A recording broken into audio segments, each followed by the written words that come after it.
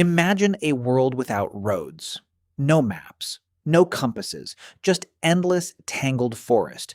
This was home for millennia. Ancient humans lived here daily. How did they survive it? Dense forests hide countless dangers. Predators lurked in the shadows. Poisonous plants looked like food. One wrong step meant death, yet humans thrived for generations. Their secret? Deep forest knowledge. Knowledge passed down through stories. Every elder was a library, every child a future expert. Let's start with the basics. Shelter was survival's first rule. Trees offered natural protection. Branches became instant roofing. Leaves layered thick for waterproofing. Caves were prized real estate, but caves had hidden residents. Bears often claimed them first. Humans had to negotiate space. Sometimes that meant relocating bears. Sometimes it meant sharing territory. Fire changed everything for them. Fire meant warmth at night. Fire meant safety from predators. But how did they start? Friction sticks created the spark. Flintstones struck for embers. It took skill and patience. One fire could last weeks. Losing it meant real danger. So someone always tended flame. Fire also transformed their food. Cooking unlocked more nutrients. Cooked meat was safer too. Raw meat carried hidden parasites. Forests offered strange food sources. Insects were a protein staple. Grubs were surprisingly nutrient-dense. Ants provided quick energy snacks. Nothing edible went to waste. But how did they know safe plants? Trial and error across generations. Some lessons came at a cost. A single mistake could kill. So knowledge became sacred and guarded. Elders taught plant identification early. Children learned through direct observation. Color, smell, and texture mattered. Bright berries often meant danger. Dull, bitter ones were often safer. Still, exceptions existed everywhere. This is where storytelling helped. Myths encoded survival lessons secretly. A cursed plant was often poisonous. A sacred tree marked safe water. Stories made warnings unforgettable. Now, let's talk about water. Dense forests hid water sources well. Streams were hard to find, so humans read the land. Certain plants signaled underground water. Animal trails often led to it. Birds circling low meant water nearby. Every clue mattered for survival. Finding water wasn't the only challenge. Keeping it clean was harder. Dirty water meant deadly illness. So filtering became essential knowledge. Sand and charcoal filtered impurity. Boiling killed hidden bacteria. Simple method, life-saving results. Now what about predators? Forests were full of big cats stalked silently nearby. Wolves hunted in coordinated packs. Snakes hid in plain sight. Humans weren't the top predator. They had to think smarter. Group living offered real protection. More eyes meant more safety. Watch shifts kept camps secure. Loud noises scared predators away. Fire kept most animals distant, but some threats came anyway. Weapons became absolutely essential. Sharpened sticks made simple spears. Stone tips increased their power. Throwing weapons kept danger distant. Traps caught prey without confrontation. Pit traps hid beneath leaves. Snares tightened around unsuspecting animals. Cleverness often beat brute strength. Hunting wasn't just about weapons, though. It required deep animal knowledge.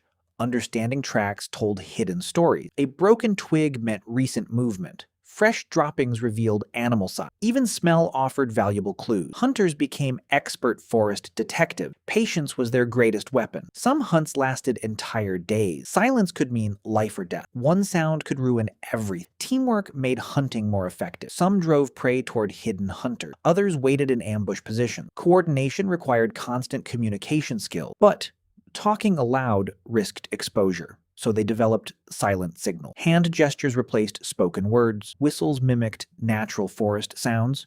Even bird calls carried hidden meaning. Communication kept the whole group safe. Now, let's talk about navigation. Dense forests blocked clear sight lines. Getting lost was a real threat, so humans read nature's compass. Moss often grew on shaded sides. Sun position offered rough direction. Familiar trees marked mental landmarks. Some cultures created trail marks. Broken branches signaled safe paths. Stacked stones marked important routes. These markers became silent guides. Getting home wasn't guaranteed, though. Storms could erase visual cues. Fog made landmarks disappear entirely. Survivors relied on memorized patterns. Muscle memory often saved lives. Children practiced these skills early. Play often disguised serious training. Games taught tracking and direction. Fun hid life-saving lessons. Now, what about clothing? Forests were often cold and wet. Bare skin invited sickness and injury. Animal hides became natural protection.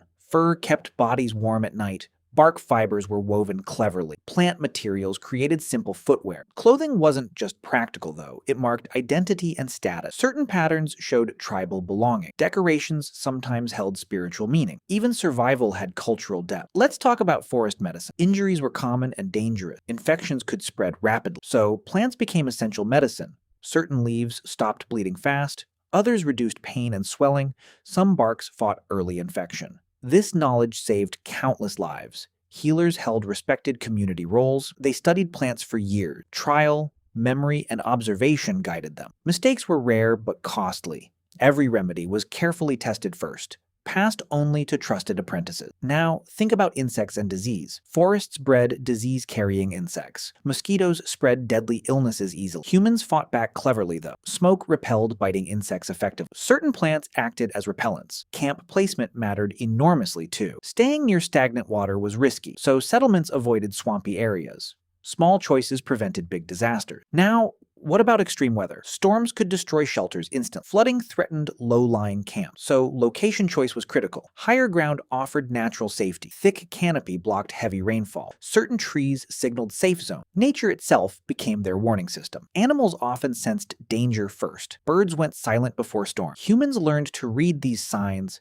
Ignoring them could be fatal. Survival meant constant environmental awareness. Now let's discuss social structure. No one survived the forest alone. Groups meant shared knowledge and safety. Roles were divided by skill. Some specialized in hunting techniques. Others mastered plant identification instead. Children learned through constant observation. Elders became walking survival men. Losing an elder meant losing wisdom. So, knowledge was fiercely protected. Rituals reinforced important survival lessons. Ceremonies marked seasonal changes clearly. These events weren't just spiritual. They tracked time and resources. Seasons dictated available food sources. Certain fruits appeared only briefly. Missing the window meant scarcity, so calendars formed around nature's rhythm. The forest itself became their clock. Now, what threatened their survival most? Not predators, surprisingly enough. Isolation and injury were bigger threats. A broken leg could mean death. Without group support, chances dropped fast. This is why cooperation mattered most. Trust between members saved lives repeatedly. Betrayal, however, could be deadly too. Forest life demanded constant vigilance. Even trusted paths held hidden risks.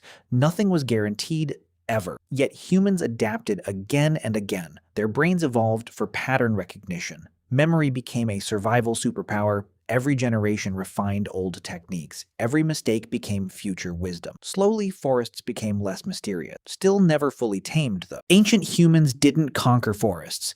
They learned to live within, respecting nature's rules, not fighting them. This mindset defined their success. Modern humans have lost this connection. Technology replaced observation and instinct. Yet, the forest hasn't changed much. Its dangers remain exactly the same. Its resources still exist, hidden. The knowledge, though, mostly disappeared. Indigenous communities still hold fragments today. Their wisdom offers modern lessons still. Survival wasn't about strength alone. It was about deep understanding. Understanding of plants, animals, and patterns. Understanding built through generations of trial. So next time you see a forest, remember it was once someone's entire world. A world mastered through patience and knowledge. Not conquered, but deeply understood. That's how ancient humans truly survived.